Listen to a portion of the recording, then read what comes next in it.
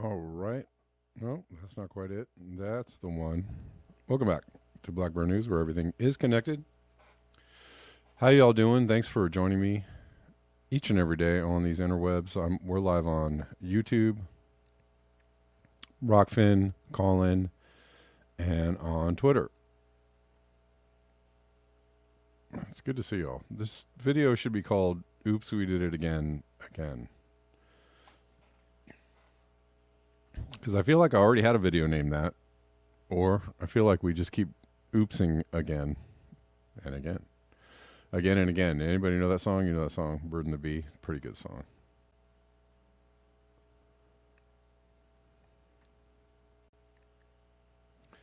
Check it out. Actually, I know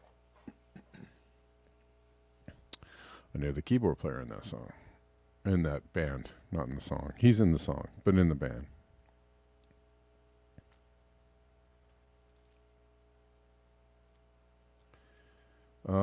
Right.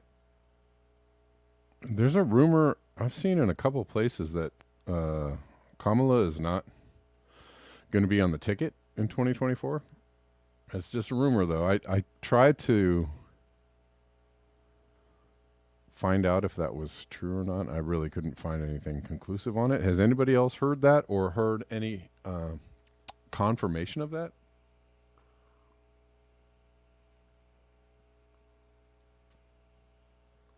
I would, love to get more information on that. I saw it in a couple places this morning and I was like, and I can tell you just from scrolling my social media feed that Joe Biden is an unpopular fellow. Very unpopular fellow with people that voted for him. So you asked and you will get an answer on the thumbnail of the fire. A massive fire has broken out at a petroleum processing plant in Shepherd, Texas. Multiple fire agencies are on the scene, and residents within a 5-mile radius are being asked to shelter in place. And this looks to be a really massive fire.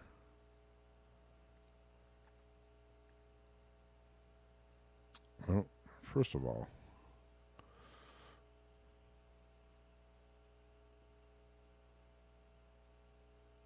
and it doesn't. Yeah, being asked to shelter in place is not a good sign.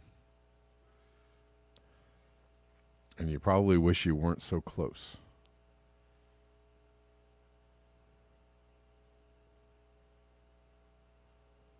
This is kind of breaking news this morning.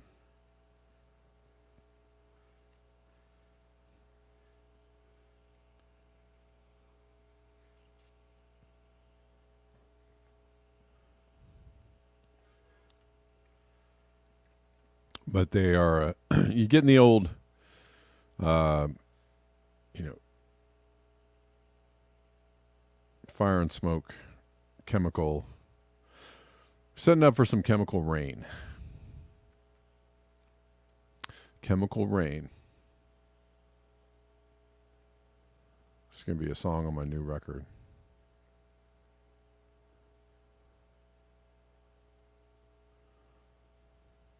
Y'all cop that Chemical Rain yet?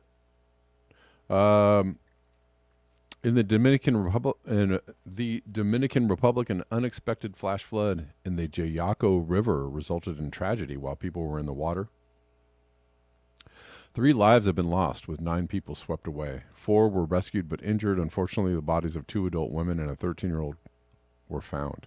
The search continues for an adult woman and a 7-year-old girl who were celebrating a birthday. Very sad news indeed. Steve Austin says the climate crisis is ultimately a food crisis. Quoting a headline from Eurostat, sharp decline in cereal production in 2022.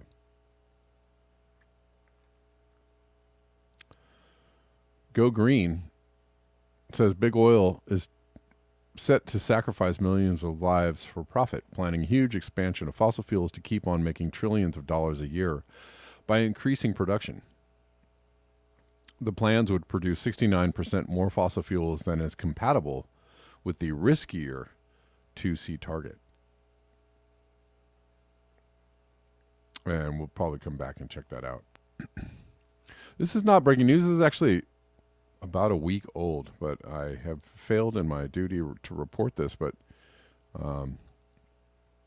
it was big headlines about a week ago. Fauci-run lab in Montana experimented with coronavirus strain a year before the pandemic. I wonder what that could mean. What could that indicate? I don't know. I'll leave that up to the smart people to answer. If you got some, let me know. Ooh-wee, I got a lot of tabs open.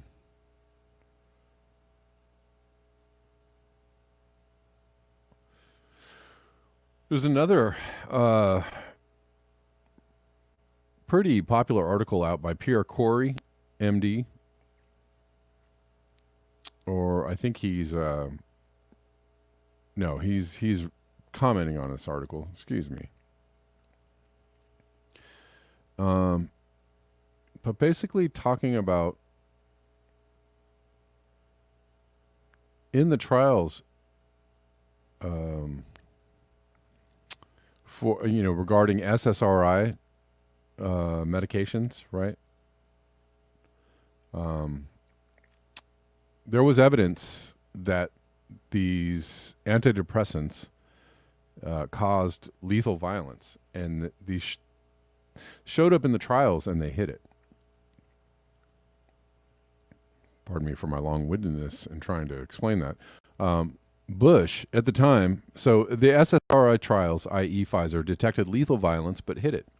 Bush was in bed with Prozac. I'm assuming George W. Bush. So his FDA pushed it through and covered up every red flag they received. Or maybe it's the other Bush. Well, we'll come back. We'll circle back around and look at this article. SSRI violence can be screened for, but no one does it. Wow. Chris Martenson retweets this. This is a vitally important line of questioning, and the fact that our regulators overlook it speaks volumes about their lack of ethics and even basic morality. He also did a deep dive on this, which is on YouTube.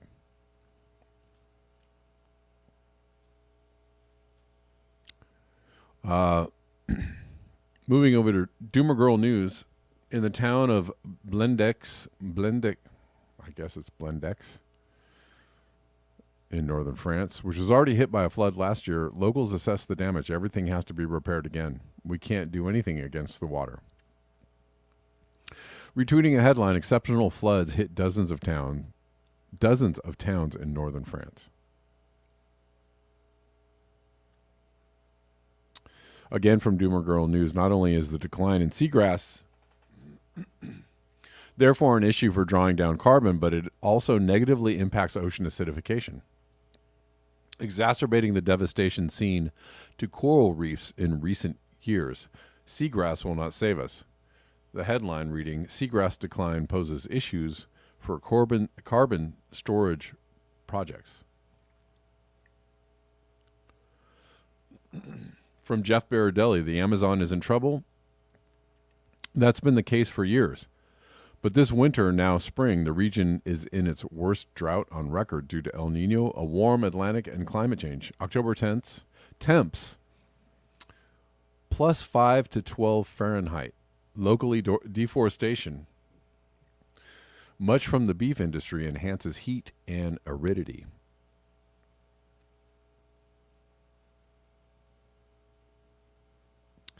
More breaking news. Rashida Tlaib has been censured for speaking out for Palestine. Remember last week I talked about an MP in the British Parliament being relieved of his duty for speaking on behalf of the Palestinians.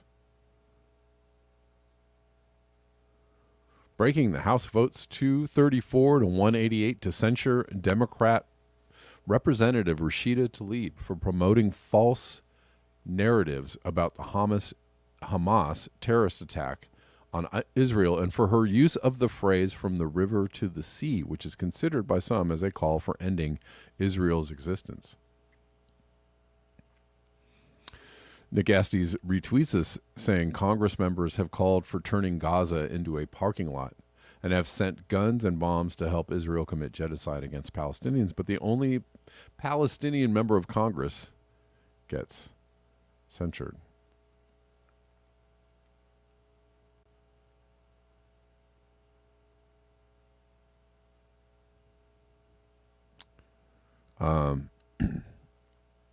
We'll come back to this speech from her. Steve Donziger also retweeting the speech from Rashida Tlaib. Despicable that while 4,000 children in Gaza are killed by bombs paid by U.S. citizens, our elected leaders waste time censuring the only Palestinian American in Congress for calling it out. I speak as an American Jew. Thanks, Rashida Tlaib, for your courage.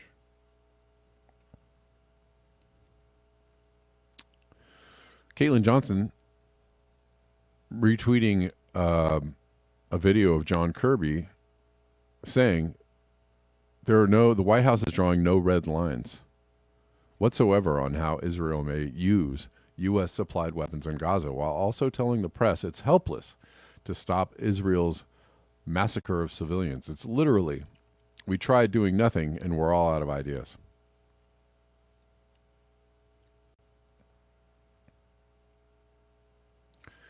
Breaking out of Pennsylvania, voting machines have been shut down in several Pennsylvania districts due to votes getting flipped. And I had to wonder about this. I went and checked this out, and by gum, on MSN.com, Pennsylvania voting machines changing votes sparks outrage. This is from yesterday. An error with voting machines in Pennsylvania causing votes to change amid an output print error is sparking outrage online Tuesday. Officials with the Northampton County Elections Office released a statement Tuesday saying that it appears when voters select yes or no for one of the candidates for Pennsylvania Superior Court, the vote is recorded for the other candidate.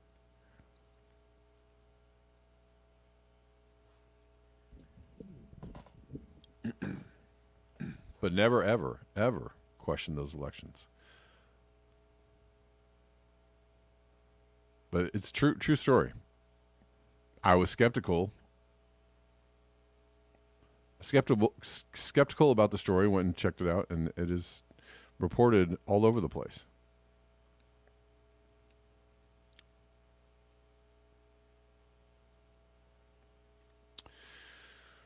We're going to check in on RFK Jr.'s campaign for a second. From Fiorella Isabel, Robert F. Kennedy Jr. says the quiet part out loud and fully destroys his campaign. I don't know if his campaign is fully destroyed. He's not doing himself any favors. It does tarnish the shine, for sure.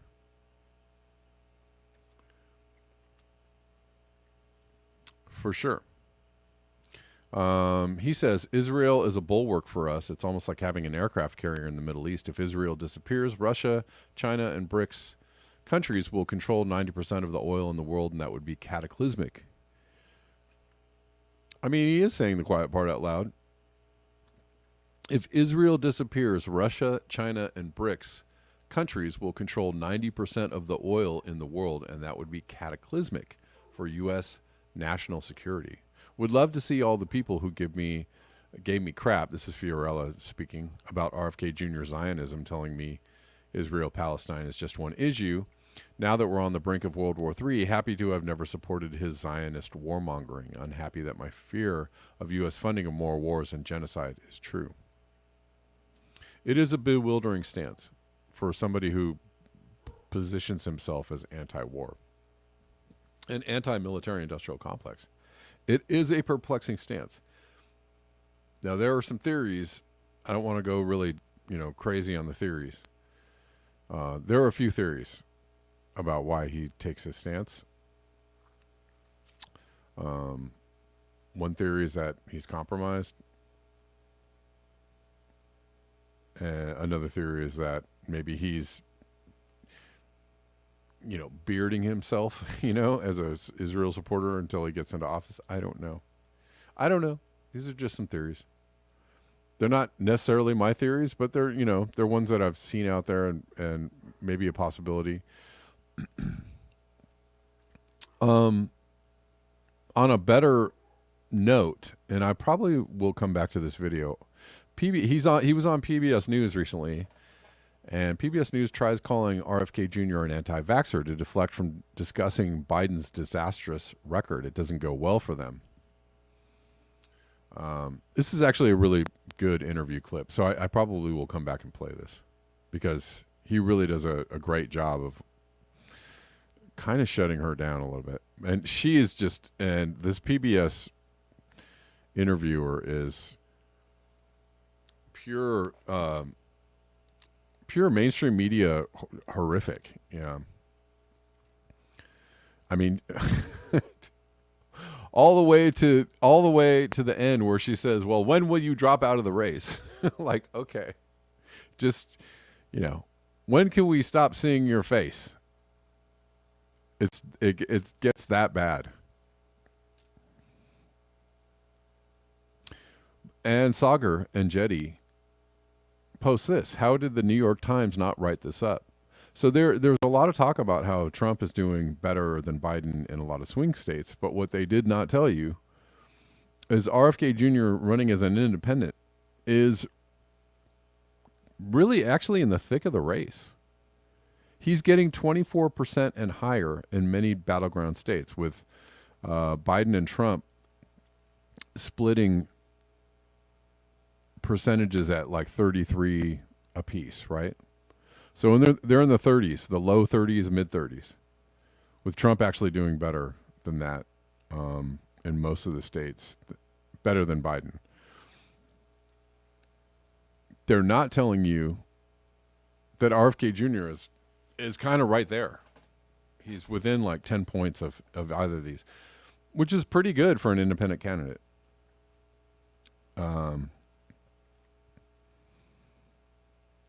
Again, I'm perplexed by RFK Jr.'s Israel stance, but if we're talking about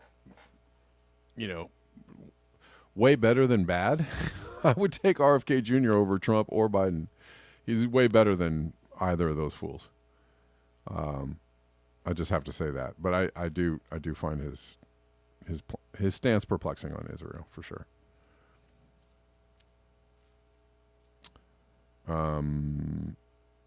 But maybe he truly believes that. Maybe he has his reasons. I don't know.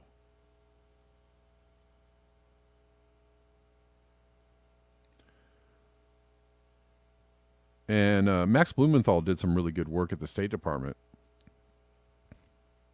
Asked the State Department why Tony Blinken and Joe Biden have accused nations of genocide, which have killed far less than Israel has in Gaza in 1 month, and if the Biden administration has enabled Israel's killing spree with the use of the term human shield.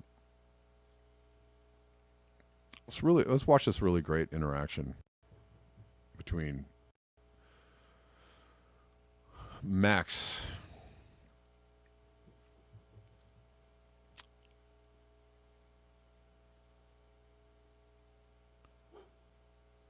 and State Department spokesman. I don't know. Sorry, I don't know this State Department's spokesperson's name, but we'll see. We'll see if we can find it. Give me one moment.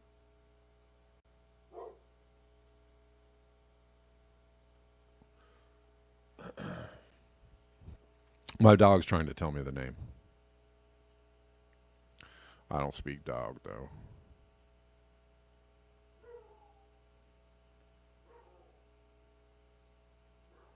Max RJ, your bets are on Afroman for president?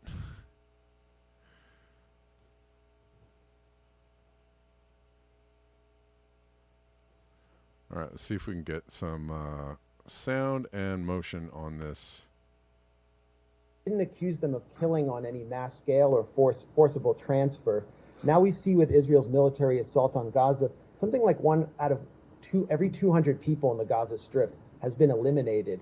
Over 4,000 children killed. The Ministry of Intelligence, as Sam pointed out, in Israel has published a blueprint for the forced transfer of the entire Palestinian population to Egypt. We have the intent to commit genocide expressed at the highest level of the Israeli government, including Netanyahu himself referring to the Palestinian population as Amalek, the biblical Amalek. So I wonder, when you're accusing one country of genocide without accusing them of mass killing, and then blocking ceasefires to enable another country's military assault, what metric are you using to determine genocide, or is this just political rhetoric? It's certainly not political rhetoric. The department, and I talked a little bit about this yesterday, we have a rigorous process in place for evaluating whether something constitutes as genocide or not, and that is true in any country that that situation might be being looked at. That is not a term that we have assessed pertains to this current conflict. We are, of course, monitoring the evolving situation and are examining facts as they develop. This continues to be an incredibly challenging and fraught situation, but it's also important to remember that Hamas bears responsibility for sparking this war. They have brought this Project War to Gaza. Okay, well, President Biden has accused the Russian government of genocide for its actions in Ukraine, where in 2 years, it has killed as many civilians as Israel has killed in 1 month in the Gaza Strip. So how do you account for that disparity where you're assisting one country and accusing the other of genocide when the country you're assisting has systematically killed so many more people in 1 month? Those circumstances are totally and completely not the same, and to make a comparison like that, candidly, is incredibly inappropriate. We have been, please don't interrupt me. We have been, have raised directly with the Israeli government about the need to distinguish between Hamas terrorists and Palestinian civilians. This is something that the secretary has raised directly on his travels. We even laid out that we believe that there are commitments that can be made additionally on dealing with protecting civilian life more effectively. And we're watching very closely to make sure that happens. But you've referred to Palestinian civilians as human shields. Doesn't that blur the distinction between civilians and militants? We have not referred to Palestinian civilians as human shields. We have said that Hamas is using Palestinian civilians as human shields. That is not hyperbole. That is something that we have seen Hamas do as they continue to integrate themselves into key civilian infrastructure across Gaza. Wouldn't that be blurring the distinction between civilians and combatants? If you say Hamas is using civilians as human shields, wouldn't that be in some ways justifying the killing of civilians because they happen to be in the way, in their homes? There is no one in this administration that is justifying killing of civilians. Any civilian life loss is incredibly troubling, heartbreaking to us. Any number above 0 is deeply troubling to us. What we are doing is we are working with our Israeli partners to ensure that steps can be taken to minimize the impact on civilian life. And we also have believed that there is a moral imperative, there is a strategic imperative to take steps to minimize loss of civilian life. I'm going to work through them. I've answered like 4 of your questions. You could.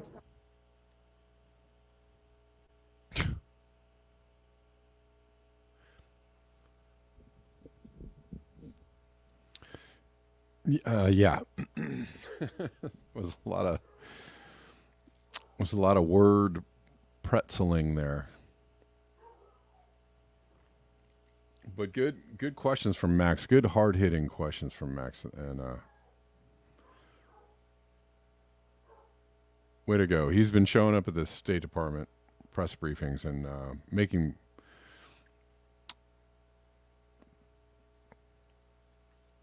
their life difficult. So good. Good on Max Blumenthal. Let's go back to this fire, and we'll get a little talking over this video about this fire and a chemical explosion in Texas.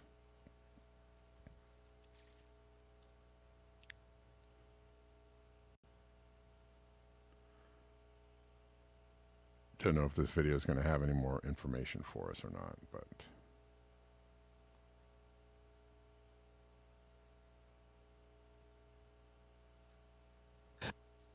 to possibly, get the kids that had been forced to shelter in place from that daycare center that was not too far from there. So we're still waiting again about 30 minutes. We're not going anywhere, obviously. As soon as anybody comes over to us to tell us what exactly is happening there, we will bring that to you live. But we just want to very quickly set the scene. We just arrived here just a couple of minutes ago, guys. Yeah. Jeff, would you be able to show us, are there a bunch of fire personnel? Thank you so much for this. You got here there so Yes. fast. There are fire personnel right there, I guess, waiting, staging. They're not going in at this point, or, Yes. or what's happening No. there?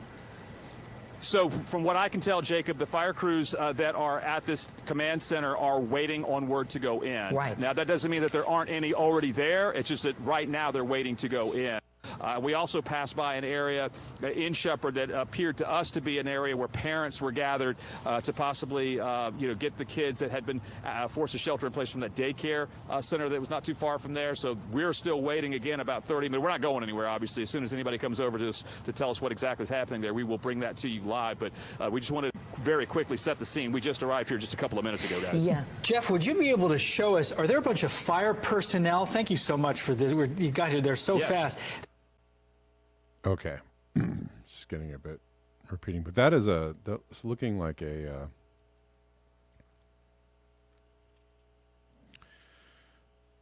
that's a pretty massive explosion there. But these things happen like every day.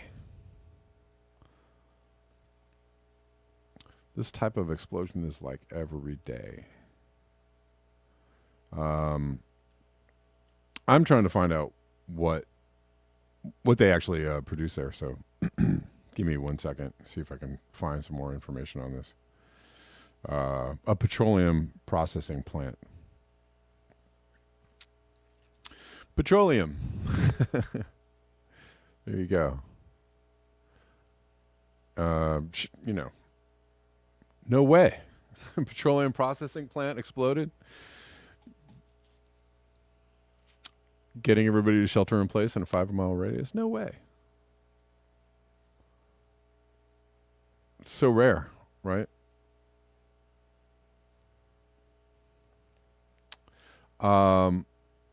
Let's see.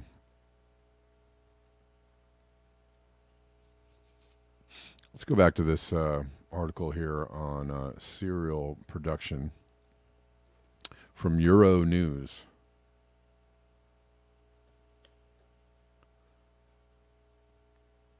Sharp decline in cereal production in 2022. In 2022, an estimated 270.9 million tons of cereals were harvested across the EU. This was 26.7 million tons less than in 2021, the equivalent of a 9% decrease. 9%. It sounds like the falling birth rates, right? I think the rate of change for birth rates over the last few years in European nations is somewhere in the 7 to 9% range.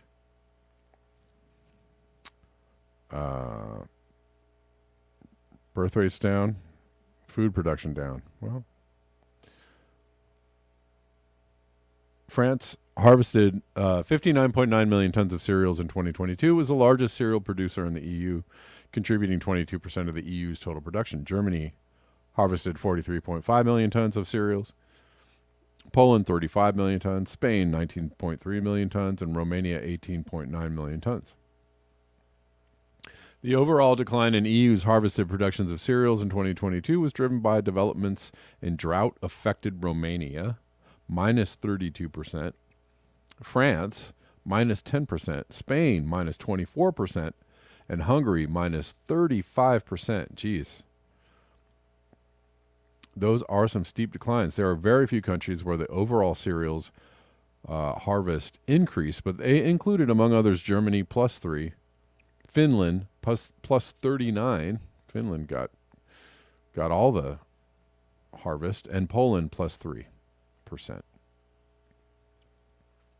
Declines in wheat and spelt, grain, maize, and rye production in 2022. Widespread drought and heat stress impacted overall cereal production levels.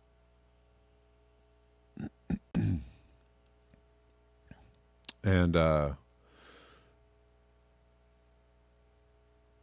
see, average values in 2022 ranked against historical years since 1991. The purple and the red are the warmest years and the second warmest years. So look at all these places in Europe that had the warmest year or second warmest year since 1991. Very, very few places had the coldest, third coldest, fourth coldest year. And if you can see, and even most of Europe with I don't know why they don't have any data for England, but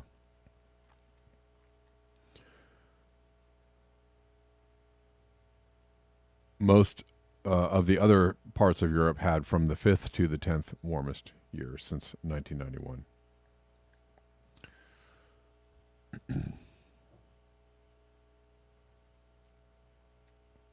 So that drought is going to get you.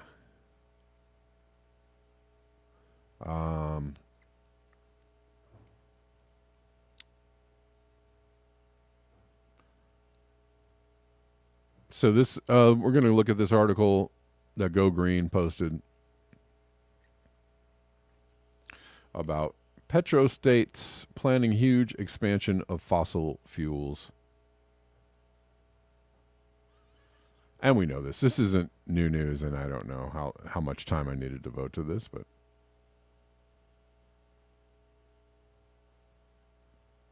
we'll devote a little time. Petrostates planning huge expansion of fossil fuels, says UN report. Plans by nations including Saudi Arabia, the U.S., and UAE would blow climate targets and throw humanity's future into question. The world's fossil fuel producers are planning expansions that would blow the planet's carbon budget twice over. A UN report has found experts call the plans insanity, which throws humanity's future into question. The energy plans of petrostates contradicted their climate policies and pledges, the report said. The plans would lead to 460% more coal production, 83% more gas, and 29% more oil in 2030 than it was possible to burn if global temperature rise was to be kept to the international agreed, say what now? 1.5 C. Okay, we're at 1.5 C. I don't know what you're talking about. Dear Guardian writer, please update your database. The plans would also produce 69% more fossil fuels than is compatible with the riskier 2C target. Sorry, not 2.C, 2C target. The countries responsible for the largest carbon emissions from planned fossil fuel production are India, Saudi Arabia, Russia, and the U.S. and Canada are also planning to be major oil producers, as is the United Arab Emirates. Although I think the U.S. is trying to gear up to control all the oil. I don't know about producing it, but they surely will try to steal it. That's just what we do, right? I mean, come on.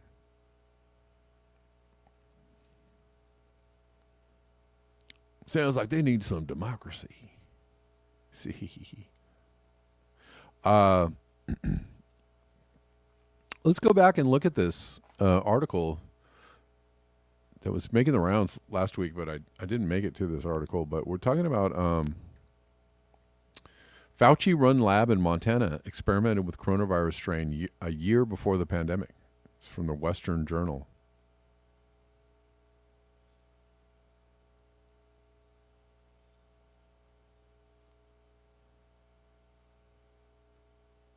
Almost 2 years before coronavirus became a household word, a National Institute of Health lab in Montana was conducting experiments with bats that focused on the spread of the virus.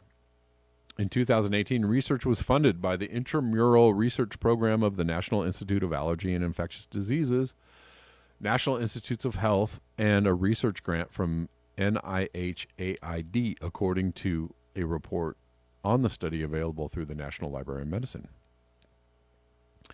At the time, Dr. Anthony Fauci was the director of NIAID, a post he held from 1984 until his retirement in 2022. He did so well, he got to retire. Good job. Pat on the back. Here's a watch. Here's a gold watch. Thanks for your service.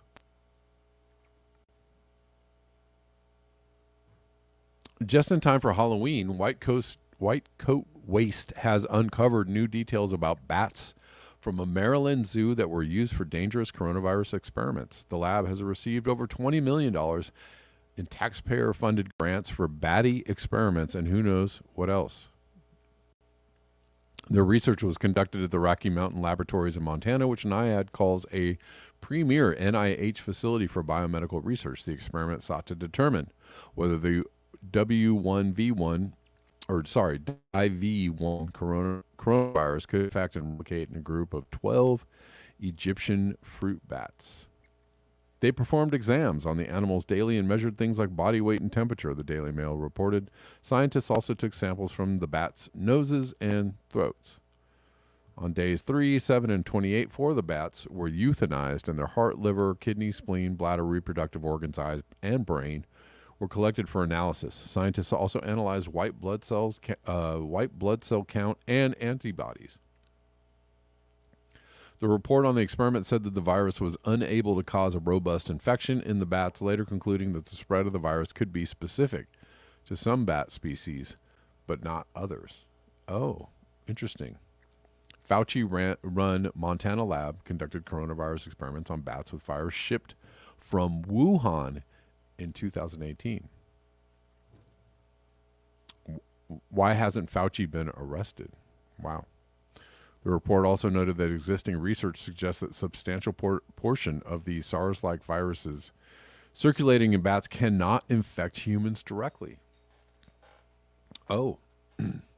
COVID-19 was first reported in China in late 2019.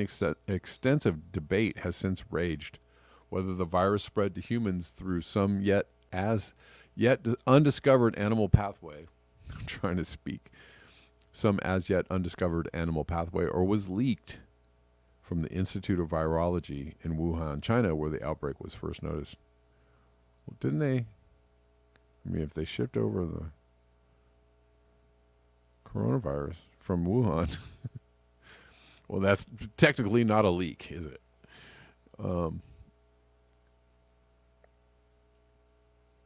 Anyways, interesting news nonetheless.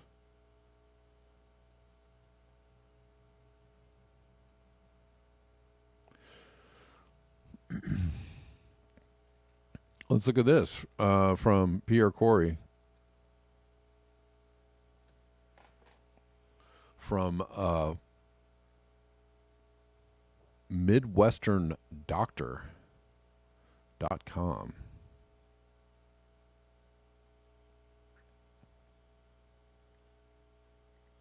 What does MidwesternDoctor.com have to say about SSRIs?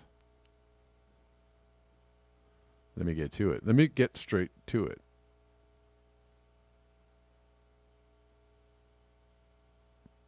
If I might.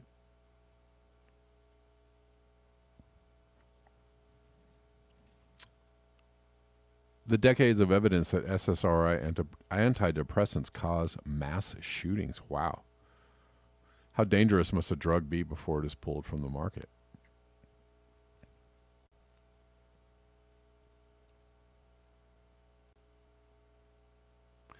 I won't go too deep into this, but just covering a little bit of this. Most holistic doctors consider selective serotonin reuptake inhibitors, or SSRI antidepressants, to be one of the most harmful mass-prescribed drugs on the market. It typically makes their top 5.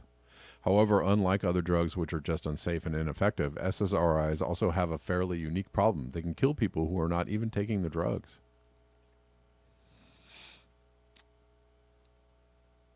This is actually a Substack.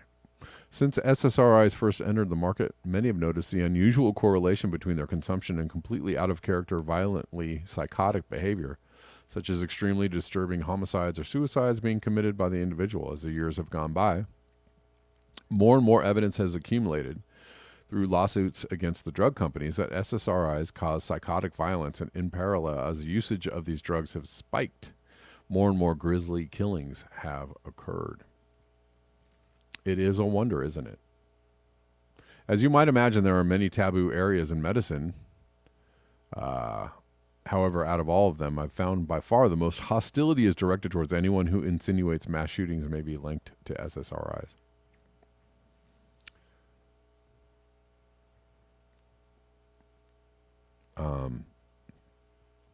And who knows?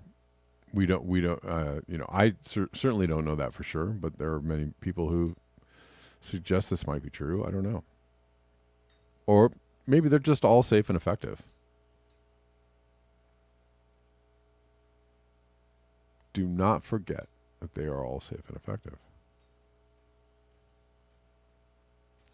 Let's see. It does seem, though, each time a mass shooting happens, the same script is repeated. We need to ban all guns, have more mental health care. Fortunately, the script is losing its appeal, and SSRIs are more and more frequently being mentioned each time a mass shooting happens.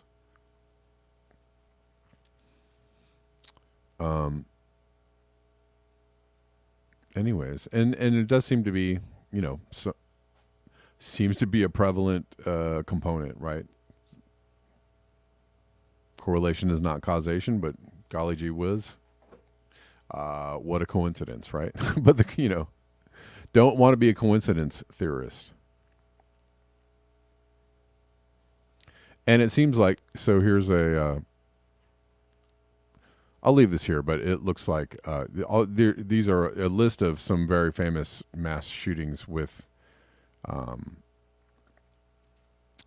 the particular psychiatric medications that all of these mass shooters were taking. Prozac, Zoloft, Effexor, Prozac, unknown SSRI, unknown psych meds, Trazodone, Prozac, Fanapt,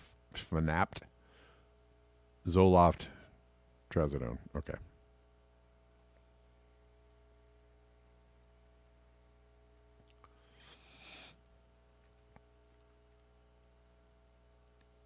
One of the most common arguments used to dismiss the link between SSRIs and psychotic violence is that people were mentally ill. Oops. Didn't mean to do that. Sorry, guys.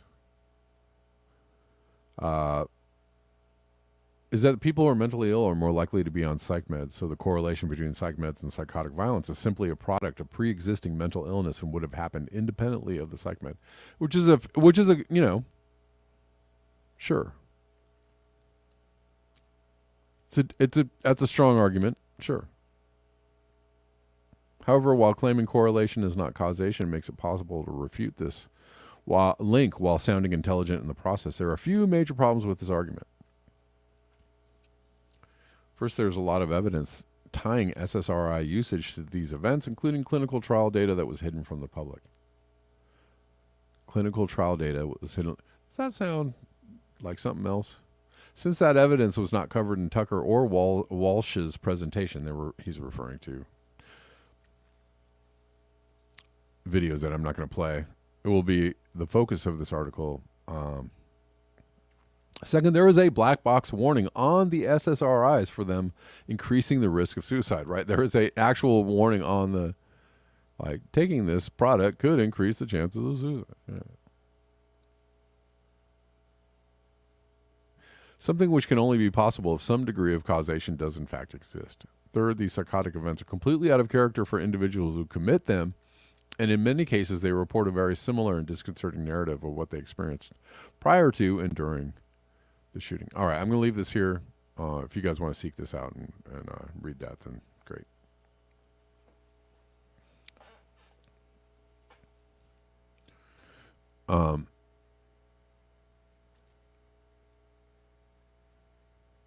Let's keep going. I did want to, let's see, I did want to play this. So Rashida Tlaib was censored. We talked about it a minute ago. Listen to her speaking on the floor of the House.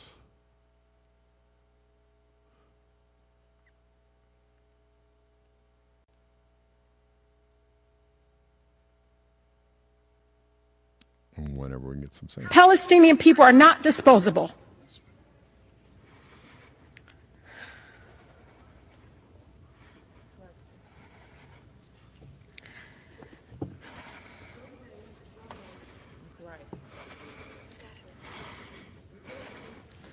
We are human beings, just like anyone else. My city, my grandmother, like all Palestinians, just wants to live her life with freedom and human dignity we all deserve. Speaking up to save lives, Mr. Chair, no matter faith, no matter ethnicity, should not be controversial in this chamber. The cries of the Palestinian and Israeli children sound no different to me. Why? What I don't understand is why the cries of Palestinians sound different to you all. 71% of Michigan Democrats support a ceasefire. So you can try to censor me, but you can't silence their voices.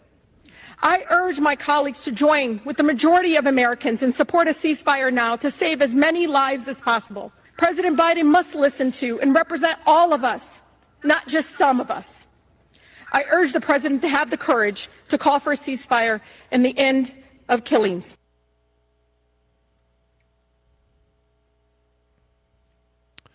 All right. And for that, for her speaking out on this subject, she was censured. So good on Rashida Tlaib for being outspoken, even when it might, cause her some professional pain. I don't know. I don't know what happens to you when you get censored. I don't know. Do you get a fine? Do you get, locked in your office for a week? I don't know what happens. Does anybody know what happens when you get censored? Or is it just like you're a very bad person and we just don't like you very much? Is that, I don't know. Does it mean you don't get to vote? Do you lose some rights? I'm not sure. And I wish I knew. Hey, you want to find out together?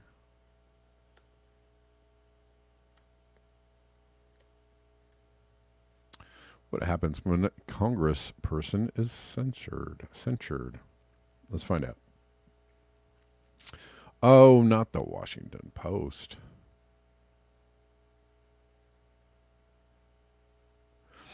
Well, censure is one of 3 options in the U.S. House for disciplining its members, along with more severe expulsion and the less harsh reprimand. So, let's see. What actually happens when a member is censured? When the House votes to censure one of its members, the member has to stand in the well of the House and listen to the House Speaker read aloud the censure resolution. Okay.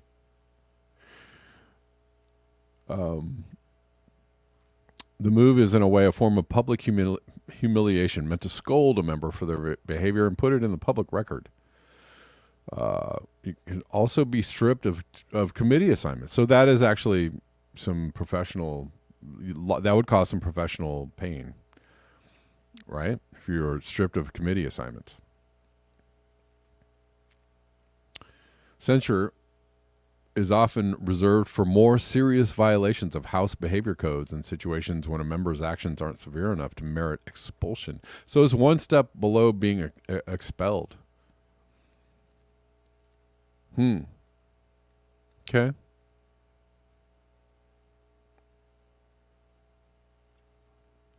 So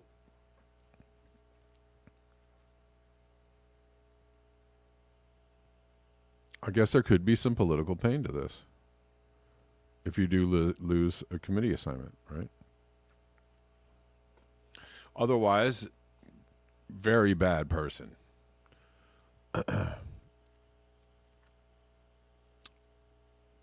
One step below being expelled, so.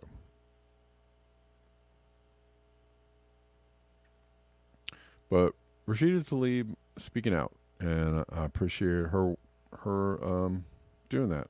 And there are several members of Congress who are speaking out. And I appreciate that there is some pushback on this, some voice of defiance. All right. So here's the moment when we talk about how to support the show.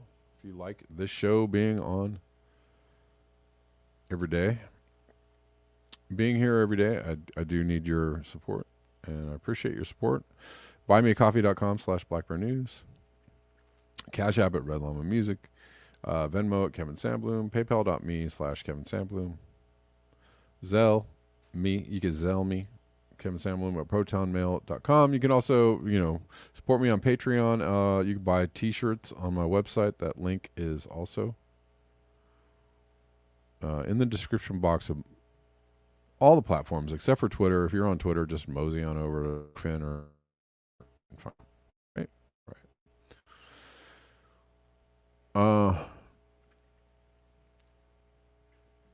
Just about to wrap it up, my friends.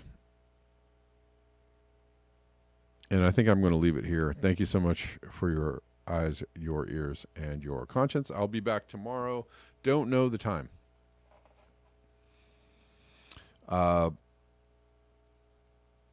Probably closer to 1 p.m. tomorrow. So let's just say for now, 1 p.m. Pacific Daylight Time. I'll see you guys tomorrow.